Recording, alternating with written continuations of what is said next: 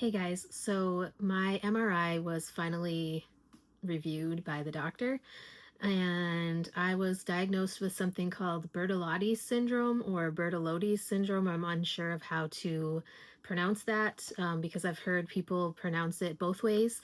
So, what I wanted to do in this video was talk about what that is. And so, if you see me looking down, I do have my phone because I have some pages pulled up just to make sure that I fully explain it to you guys in a way that you guys can understand as well as myself.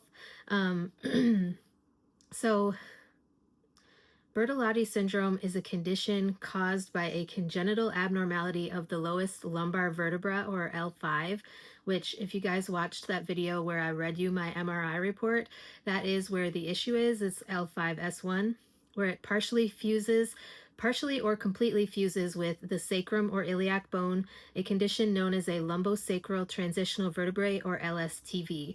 So that is what I have, is an LSTV. And it is partially fused with the sacrum. So my L5 vertebrae is partially fused with the sacrum.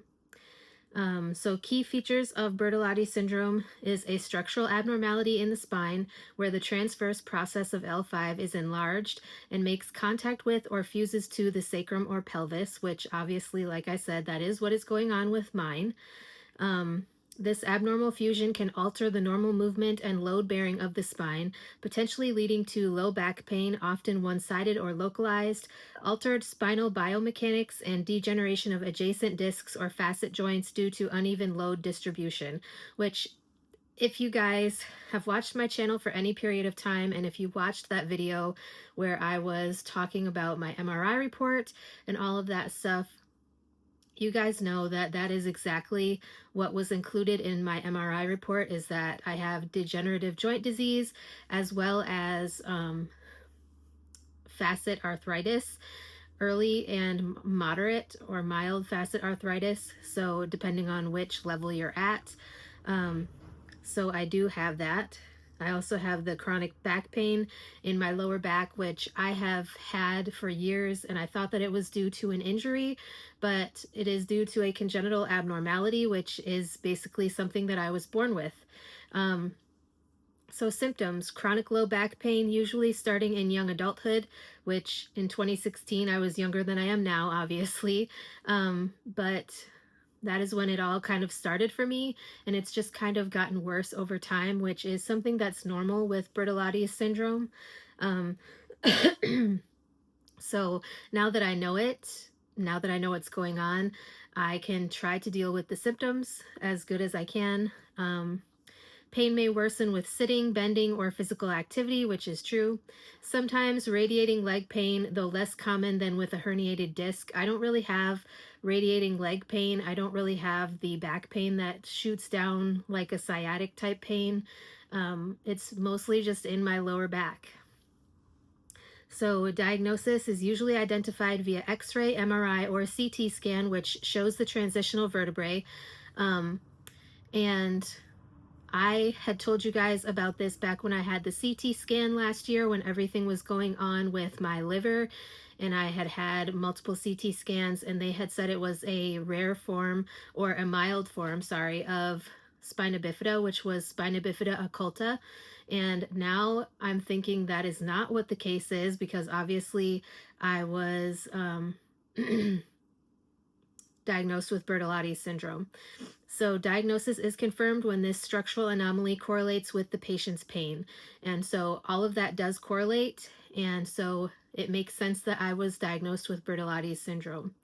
So what are the treatment options? There's conservative treatment, which is physical therapy to strengthen surrounding muscles and improve biomechanics, NSAIDs or pain medications, steroid injections, especially into the pseudo-articulation or adjacent facet joints, which I have talked about with my primary care provider about potentially doing an epidural steroid injection. So we shall see how he feels about that.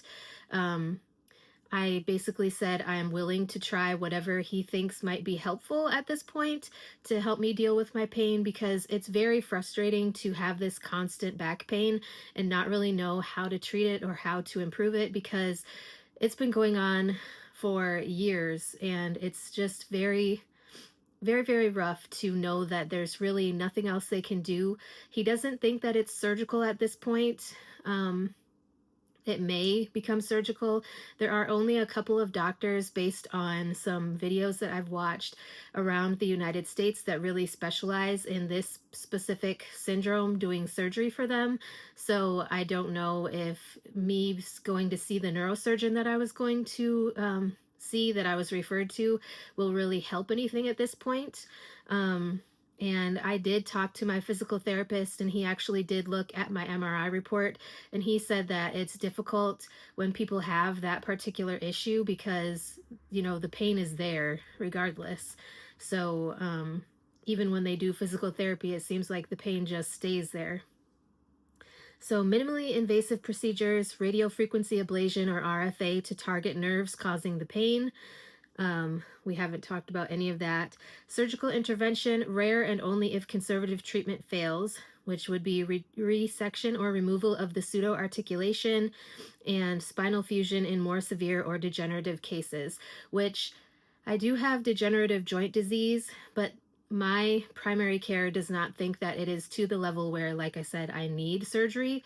So I don't think that at this point I will be pursuing going 4 hours from where I live to see the neurosurgeon. I will probably wait until my pain gets worse. Hopefully, I might ask for a referral to pain management to see if that will help if the epidural steroid injections don't get approved, or if they don't help my pain. Then I will probably ask for, like I said, a referral to pain management to see if they're able to help me.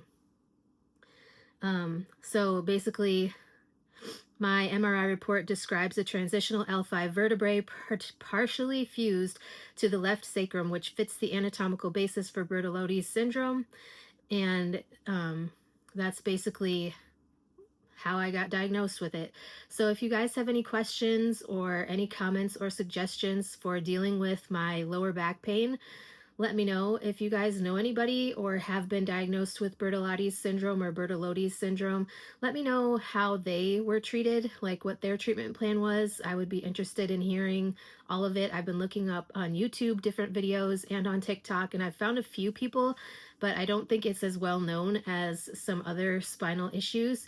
So yeah, with that being said, that's all I have for today's video. I hope you guys are having a wonderful day, and I will talk to you guys in tomorrow's video.